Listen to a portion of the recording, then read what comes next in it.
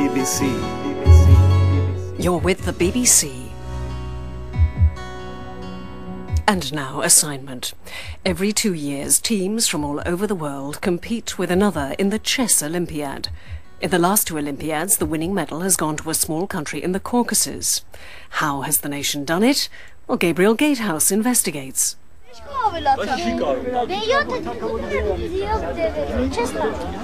There must be 4 generations of Armenians gathered here opposite 7 giant chessboards that have been erected outside this sanatorium in the mountains.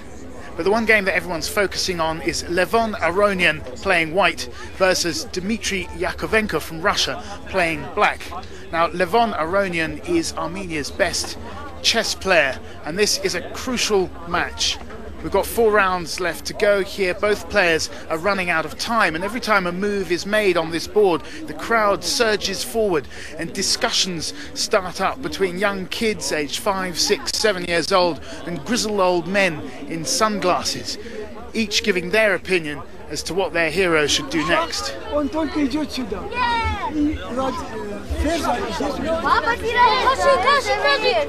I think Aronian will win. He will win. Now, while we're waiting for Levon Aronian to make his next move up on the board here, let's just explain why we're here. Armenia is a tiny, poor, landlocked post-Soviet country of 3 million people, and yet they've won the last 2 international chess Olympics, beating competition from chess giants like Russia and China, the United States and Ukraine. So what is it about the Armenians and chess? Why are they so good at it? Is there something in the water? Are they just cleverer than anybody else? What does chess tell us about Armenia and the Armenians? I came from Vienna just to enjoy the games. It's a long way, but for me, I'm enjoying it. We are small, 3 million people.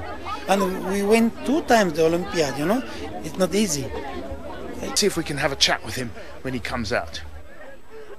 Well, I really had ups and downs during this tournament, and I was at one moment I thought, okay, I'm not gonna win anymore, I'm playing rubbish, Somehow I think the pressure of playing in your home has an impact on my play. I was going to ask you about that. I mean, do you feel extra pressure to win because you're in Armenia? Yeah, definitely. When people recognize you on the streets and everyone is rooting for you, you push to the limits and it ends up as a loss.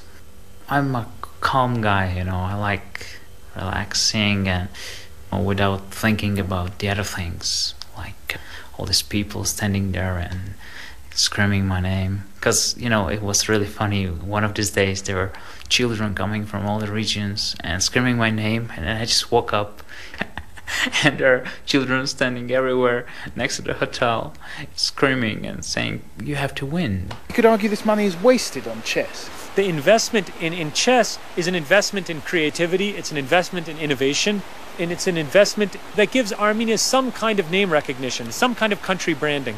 There's already lots of resonances with chess and computers, chess and IT, chess and education, the whole concept of creativity and innovation. When we look at it in those broader terms than simply someone who's good at maneuvering 16 pieces on a 64-square board, it might not be such a bad investment.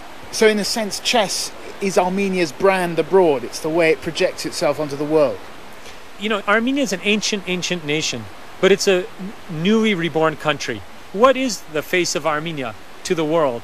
Many people know it's the first nation to adopt Christianity as a state religion, but in more modern times, it's not entirely clear how Armenia wishes to present itself to the world. And I think that presenting itself as the reborn country that can take on the little David against the Goliaths is not such a bad image to portray as being the king of the intellectual game.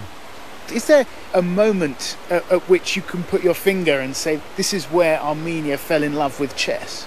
It would be hard not to identify 1963, the year that Tigran Petrosyan, a rising, relatively young top chess player, challenged and successfully dethroned the reigning world champion, Mikhail Botvinnik. Much in the same way as, well, I'm an Armenian American, so as an American, I know that my parents' generation, everyone can remember where they were and what they were doing at the moment Kennedy was killed.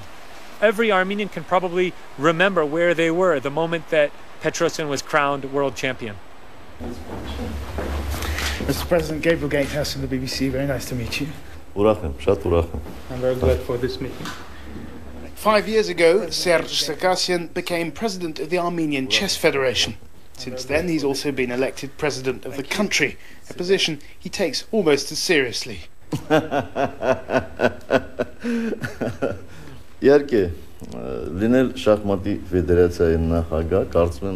think it's an honor for anyone to be a president of the Chess Federation.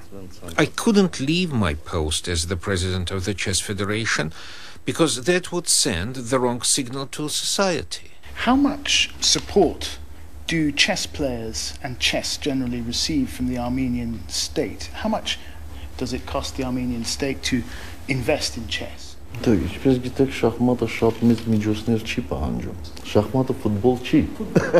Chess doesn't require big money. Chess is not football. With the money we spend on chess, we could build 1 kilometer of road. What's better, to build this road or to have thousands of children playing chess?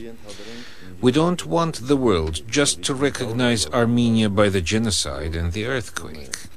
We'd rather this millennia-old nation was recognized by chess. Walk in the streets and parks of Yerevan, and you'll see plenty of people playing chess. Chess trains their minds and is useful in their jobs. I'm sure kids who play chess are more organized, more disciplined, and more honest. So we've taken the president's advice and we're taking a stroll through town. Now, statistically, Armenia is incredibly strong at the top of the game. With its 27 or so grandmasters, that's the highest level you can achieve in chess. It's got, per capita of the population, 5 times as many as Russia has, which is the powerhouse of international chess and has been for the last half century or so.